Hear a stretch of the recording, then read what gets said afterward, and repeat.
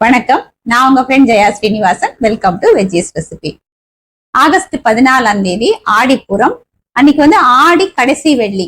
இந்த ஆடிப்புறமும் வெள்ளிக்கிழமை ரெண்டும் ஒன்னா சேர்ந்து வர்றது ரொம்ப விசேஷம். இங்க ஸ்ரீரங்கத்துல பார்த்தேன் அப்படின்னா அந்த ஆடிப்புறத்துக்கு ஆண்டாள் கோவில 10 நாள் உற்சவம் அப்படி கோலாகலமா இருக்கும்.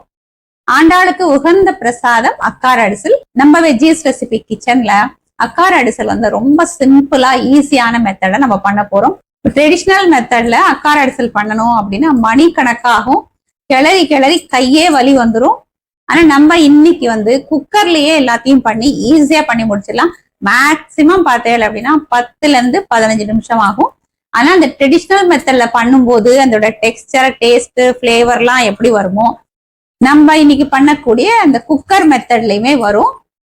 இதை விட ஈஸியா பண்ணவே முடியாது அப்படின்னு சொல்லலாம். அந்த அளவுக்கு ரொம்ப சிம்பிளான மெத்தட். ஃபர்ஸ்ட் டைம் சேனலை பாக்குறீங்கன்னா ப்ளீஸ் சப்ஸ்கிரைப் பண்ணுங்க. பெல் ஐகானை கிளிக் பண்ணி ஆல் ஆப்ஷன் கொடுத்துட்டீங்கன்னா நான் போடக்கூடிய எல்லா வீடியோஸும் குவிக்கா உங்களுக்கு ரீச் ஆகும். வாங்க ஆடி பூரத்துக்கு ஆண்டாளுக்கு உகந்த பிரசாதமான அக்கார அடிசல் குவிக்கா எப்படி பண்றதுன்னு பார்க்கலாம். ஆடி பூரத்துக்கான அக்கார அடிசல் பண்றதுக்கு 1/4 கப்பு பைத்தம்பருப்பு இந்த கடாயில சேர்த்துக்கலாம். கலர் மாறாம நல்லா வாசனை வர வரைக்கும் நம்ம வறுத்துக்கணும். பைத்தம்பருப்பு நல்லா வாசனை வந்துடுச்சு, ஆனா கலர் மாறல பாருங்க. இந்த மாதிரிதான் நம்ம வறுத்துக்கணும். நம்ம பைத்தம்பருப்பு எடுத்து அதே கப்ல 1 கப்பு பச்சரிசி.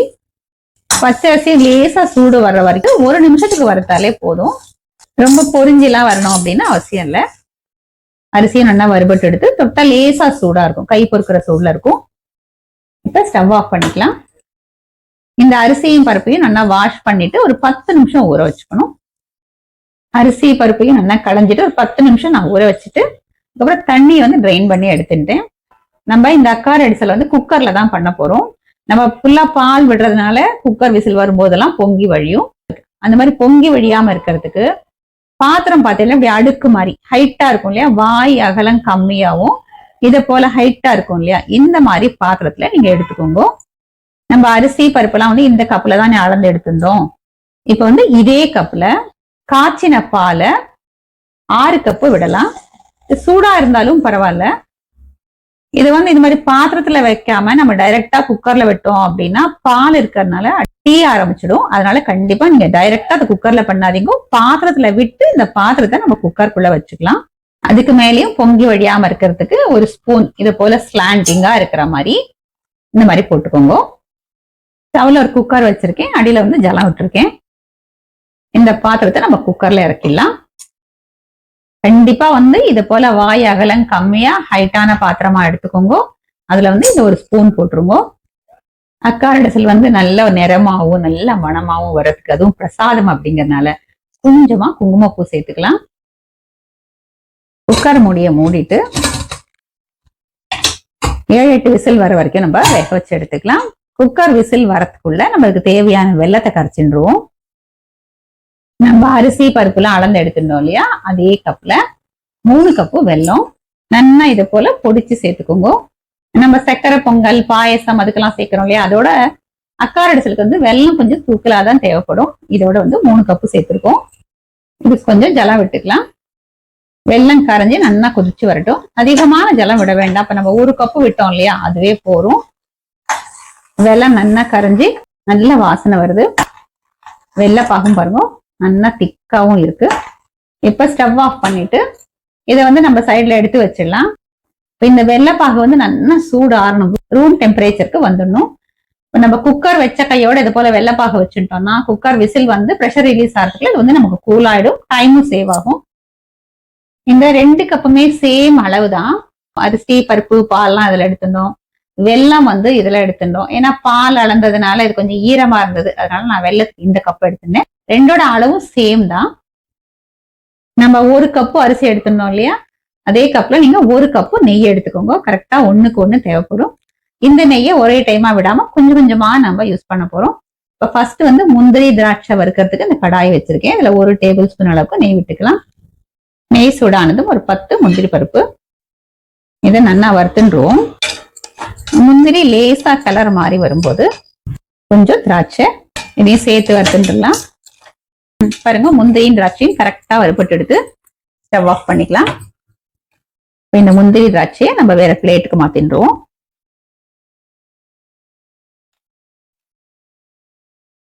குக்கர் விசில் வந்து ப்ரெஷரும் ரிலீஸ் ஆயாச்சு. இப்போ குக்கர் மூடி நம்ம திறந்துடுவோம். இருக்கிற ஸ்பூனை நம்ம எடுத்துருவோம். இப்ப இந்த பாத்திரத்தை நம்ம வெளியில எடுத்துடலாம். இது ஒரு கரண்டியால நல்லா மசிச்சு விட்டுப்போம். நல்லா சாஃப்டா தான் வெந்திருக்கு பாருங்க. பால்லையே வெந்திருக்கிறதுனால கலரும் வந்து ரொம்ப நல்லா வந்திருக்கு. இருந்தாலும் கொஞ்சம் மசிச்சு விட்டுட்டோம் அப்படின்னா நல்லா கிரீமியா பால் கோவா மாதிரி எக்கார அடிச்சல் ரொம்ப நல்லா இருக்கும்.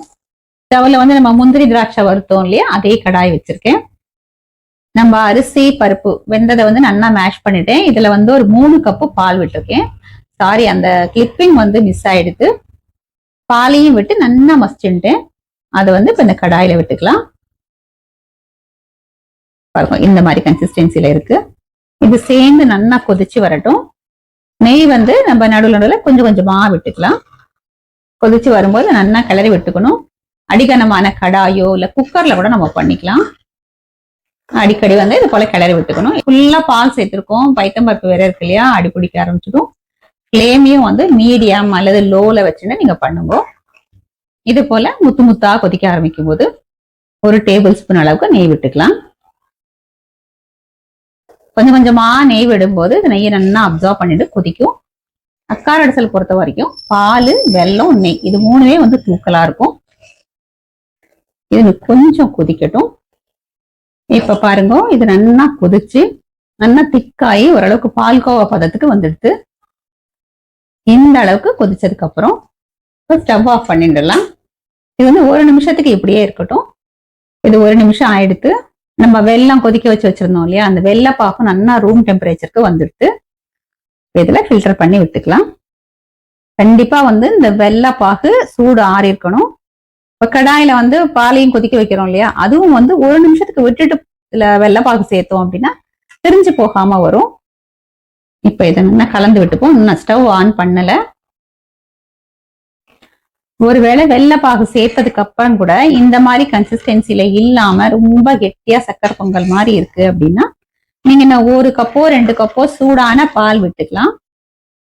டோட்டலா 1 டம்ளர் அரிசி எடுத்துட்டோம் அப்படின்னா அதுக்கு வந்து 8ல இருந்து 10 கப்பு வரைக்கும் பால் நமக்கு தேவைப்படும். எந்த அளவுக்கு பால் வந்து நல்லா திக்கான பாலா இருக்கோ அந்த அளவுக்கு அக்கார வடிசல் அவ்வளோ கிரீமியாவும் டேஸ்டாவும் வரும். அது நல்லா மிக்ஸ் பண்ணியாச்சு. இப்ப ஸ்டவ் ஆன் பண்ணிட்டு ஃப்ளேமை வந்து மீடியம்ல வச்சுருவோம். நம்ம வெல்லம் சேர்த்த பிறகு எல்லாம் சேர்ந்து ஒரு 2 நிமிஷத்துக்கு கொதிக்கட்டும்.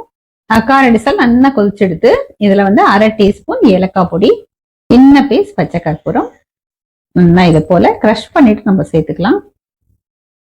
ஒரு பிஞ்ச் அளவு சேர்த்தாலே போதும். ஜாதிக்காய் 4-5 தடவை இது போல கிரேட் பண்ணிக்கலாம். இதுவும் ஒரு பிஞ்சு சேர்த்தா போதும். இது எல்லாத்தையும் நல்லா கலந்து விட்டுருவோம். ஏலக்காய், பச்சை கற்பூரம், ஜாதிக்காய் வாசனையோட அக்கார அடிசல் வந்து நல்லா கோவில் பிரசாதம் மாதிரி ரொம்ப பிரமாதமா இருக்கும். பாருங்க, கன்சிஸ்டன்சியும் பாருங்க நல்லா கிரீமியா ஃபர்ஸ்ட் கிளாஸா வந்திருக்கு. நம்ம நெய்யில வறுத்து வச்சுக்கிற முந்திரி பருப்பையும் திராட்சையும் சேர்த்துடுவோம். நம்ம 1 கப்பு நெய் எடுத்துடணும் இல்லையா, அதுல மிச்சம் இருக்கிற நெய் அதையும் விட்டுடலாம். அக்கார அடிசல் பாருங்க எவ்வளவு திக்கா, அதே நேரம் நல்ல ஒரு கன்சிஸ்டன்சில ஃபர்ஸ்ட் கிளாஸா ரெடி ஆயிடுத்து. சுவாமிக்கும் நைவேத்தியம் பண்ணியாச்சு. இப்ப வந்து நம்ம பிரசாதம் எடுத்துக்கலாம். பாருங்க, அப்படியே லேசா நல்ல அந்த கிரீமி டெக்ஸ்டர்ல ரொம்ப பிரமாதமா வந்திருக்கு.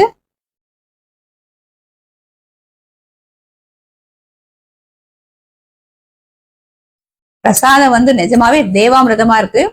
பால் நல்லா கொதிச்சு அதோட பிளேவர் வந்து அவ்வளவு நல்லா இருக்கு. நல்லா நெய் வாசனை, நம்ம சேர்த்திருக்கிற பச்சை கற்பூரம், ஏலக்காய், ஜாதிக்காய் இந்த வாசனையோட அப்படியே கோவில்ல கொடுக்குற அந்த பிரசாதம் மாதிரியே இருக்கு.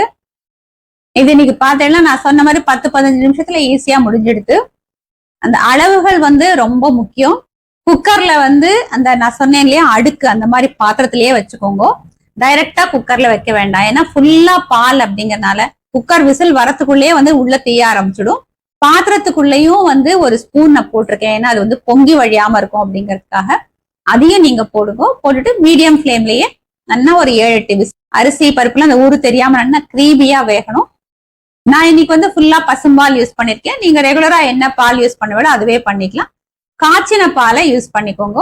வெல்லத்தை கரைச்சி கொதிக்க வச்சுட்டு நல்லா ஆறட்டும், ரூம் டெம்பரேச்சருக்கு வரட்டும். அதுக்கப்புறம் நம்ம இதுல விடணும். ஏன்னா ஃபுல்லா பால் அப்படிங்கனால அந்த வெள்ளை பாகும் நம்ம சூடா விட்டோம் அப்படின்னா திரிஞ்சு போறதுக்கான வாய்ப்புகள் இருக்கு. நெய் வந்து அளந்து ஒரு கப்பு எடுத்துக்கோங்க, கொஞ்சம் கொஞ்சமா விட்டுண்டே வாங்கோ. நீங்க பாருங்க, உங்களுக்கு வேணும்னா ஃபுல்லாவும் விட்டுக்கலாம், இல்ல கொஞ்சம் கம்மியாவும் விட்டுக்கலாம்.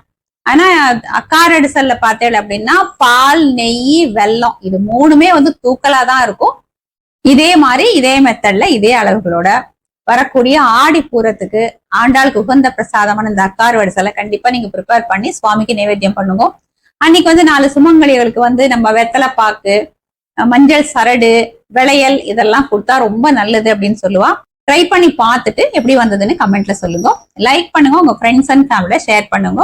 இன்னொரு புது ரெசிபியோட நாளைக்கு நான் உங்களை மீட் பண்றேன். தேங்க்ஸ் ஃபார் வாட்சிங்.